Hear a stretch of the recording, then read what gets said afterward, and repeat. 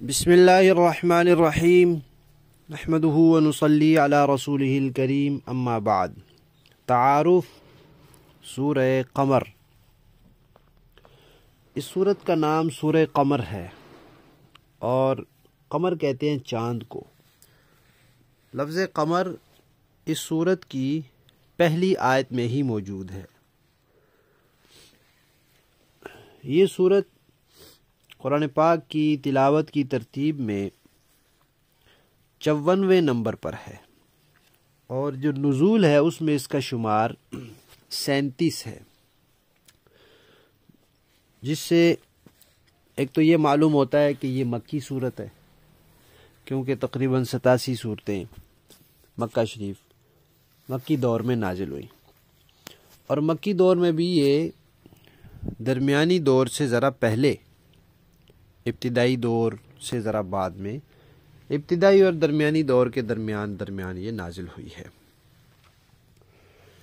اس میں 3 رکوع ہیں، 55 آیات ہیں، 248 کلمات ہیں اور 1482 حروف ہیں۔ پچھلی جو سورت ہے سورہ نجم، اس میں قیامت کا ذکر تھا اور یہاں بھی قیامت کا ذکر ہے۔ قیامت کے بہت سے نام ہیں۔ قیامت کو ساعہ بھی کہا گیا ہے، قیامت کو آخرہ بھی کہا گیا ہے، قیامت کو الحاقہ، قارعہ، آزفہ بھی کہا گیا ہے۔ تو پچھلی صورت میں آزفہ کے نام سے قیامت کا تذکرہ تھا اور یہاں الساعہ کے نام سے قیامت کا تذکرہ ہے۔ اور اس صورت کا مرکزی موضوع بھی قیامت ہی ہے۔ قیامت کے احوال ہیں اور قیامت سے پہلے جو قیامت کی علامات پیش آئیں گی وہ ہیں، اور یہ بات کہ قیامت کا آنا کوئی ناممکن چیز نہیں ہے۔ اس کے لیے مثال کے طور پر پھر نبی پاک صلی اللہ علیہ وسلم کے معجزہ شق قمر کا تذکرہ کیا گیا۔ قمر کہتے ہیں چاند کو، شق کہتے ہیں پھٹنے کو۔ تو شق قمر کا مطلب چاند کا پھٹنا، یعنی چاند کا 2 ٹکڑے ہونا، اس سے مراد ہے۔ حضرت عائشہ صدیقہ رضی اللہ تعالی عنہ فرماتی ہیں کہ جب یہ سورت نازل ہوئی تو میں اس وقت بچی تھی اور کھیلا کرتی تھی، اور سورت چونکہ یہ مکی ہے، اس لیے جیسے مکی صورتوں میں توحید کا، رسالت کا، قیامت کا تذکرہ آتا ہے، اس میں بھی ہے۔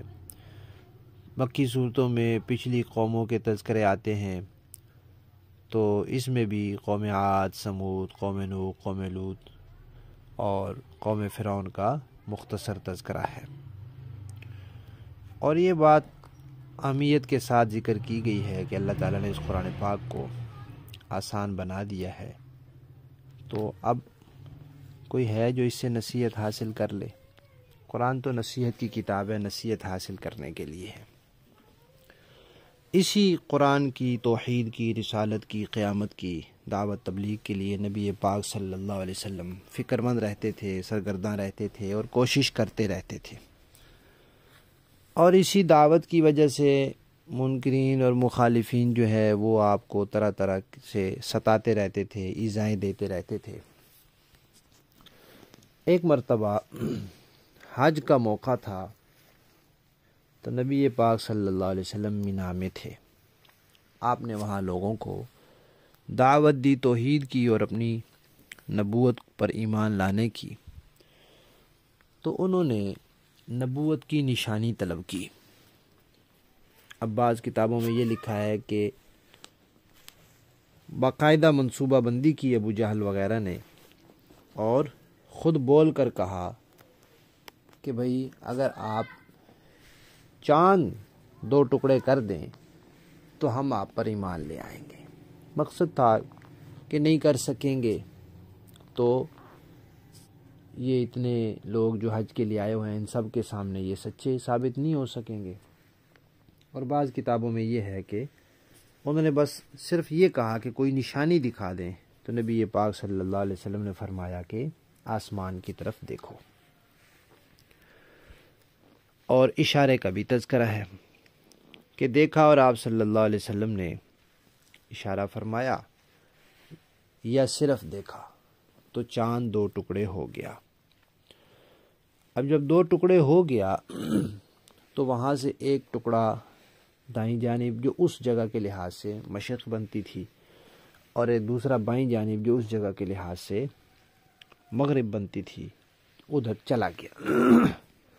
اب وہاں پہاڑ تھا، اب وہ پہاڑ صحیح نظر آ رہا تھا، صاف ستھرا، کہ پہاڑ سے چاند کا ایک ٹکڑا دائیں جانب ہو گیا ہے اور ایک بائیں جانب ہو گیا ہے۔ اب پہلے تو دیکھنے والوں کو یقین نہیں آیا، جیسے بندہ سمجھتا ہے کہ میں خواب دیکھ رہا ہوں، آنکھیں مل مل کے دیکھا ہوگا، پھر ایک دوسرے سے پوچھا بھی ہوگا کہ بھائی یہ تمہیں بھی ایسے ہی نظر آ رہا ہے یا مجھے لگ رہا ہے؟ تو سب نے تصدیق کی کہ یہ واقعی چاند 2 ٹکڑے ہو گیا ہے۔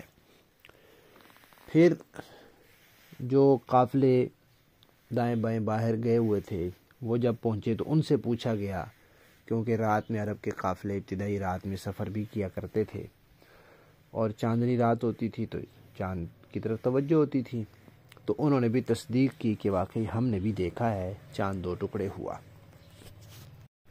تو اس طرح یہ معجزہ ظاہر ہوا، لیکن وہاں جو لوگ تھے وہ ایمان نہیں لائے۔ اب چاند کا ٹکڑے ہونا بھی قیامت کی نشانیوں میں سے ہے۔ قیامت کی نشانیاں کئی طرح کی ہیں۔ خود نبی پاک صلی اللہ علیہ وسلم نے اپنی ذات کے بارے میں بھی فرمایا کہ میں اور قیامت ایسے ہیں جیسے یہ 2 انگلیاں، یعنی بس اب ہم اکٹھے ہیں، ہمارے درمیان کوئی اور نبی نہیں، اللہ نے کسی اور کو نبی نہیں بنانا۔ اور قیامت کی نشانیوں میں سے چاند کا 2 ٹکڑے ہونا بھی ہے۔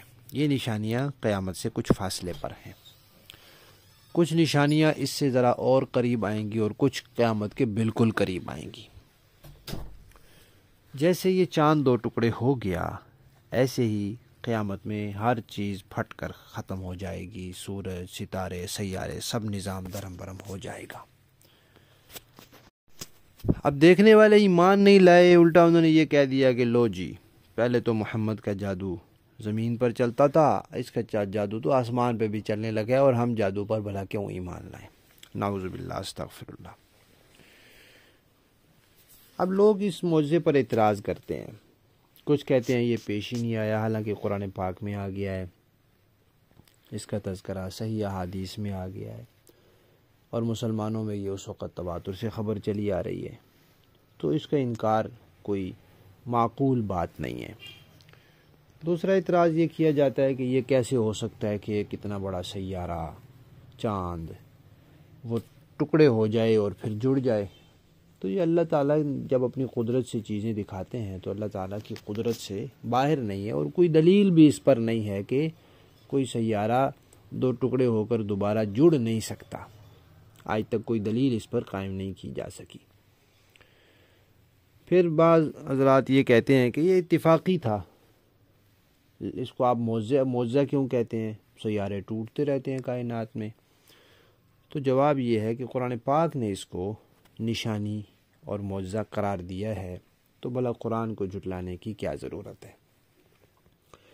اسی طرح یہ کہتے ہیں کہ یہ واقعہ پوری دنیا میں کیوں نہیں دیکھا گیا؟ تو اس لیے کہ پوری دنیا میں ایک ہی وقت میں رات نہیں ہوتی، یہ رات کا قصہ ہے، تو عرب اور اس کے قرب و جوار علاقوں میں رات تھی، اور بعض علاقوں میں رات گہری ہو گئی ہوگی، جہاں 5 گھنٹے کا فرق ہے، 6 گھنٹے کا وقت کا فرق ہے، وہ تو رات دیر ہو گئی ہوگی، لوگ سوئے ہوئے ہوں گے۔ اور جہاں ابتدائی رات ہوگی وہاں بھی ہر وقت، ہر روز، ہر رات کو لوگ چاند تو نہیں دیکھتے رہتے کہ چاند کو دیکھتے رہیں، ہر کوئی اپنے کام میں لگا ہوا ہوگا۔ اور ہندوستان کی تاریخ ہے، تاریخ فرشتہ، اس میں واقعہ بھی لکھا ہوا ہے کہ ہندوستان میں ایک جگہ ہے مالی بار، وہاں کا اس وقت کا جو راجہ تھا اس نے یہ دیکھا تھا، اور اس کے ساتھ والوں نے دیکھا تھا کہ چاند 2 ٹکڑے ہوا، تو انہوں نے اپنے پاس لکھ لیا کہ اس کی تحقیق کریں گے کہ کیا ہوا۔ پھر بعد میں مسلمان وہاں پہنچے، انہوں نے یہ قصہ سنایا، تو وہاں جو اس وقت لوگ موجود تھے انہوں نے تصدیق کی اور اقرار کیا کہ واقعی ہم نے یا ہمارے بڑوں نے یہ دیکھا تھا، اور ہم ایمان لاتے ہیں اور وہ مسلمان ہو گئے۔ تو بہرحال یہ صورت ایک مکی صورت ہے جس میں توحید، رسالت اور خصوصاً قیامت کا تذکرہ ہے، اور گزشتہ قوموں کے حالات سے عبرت دلانے کی کوشش کی گئی ہے۔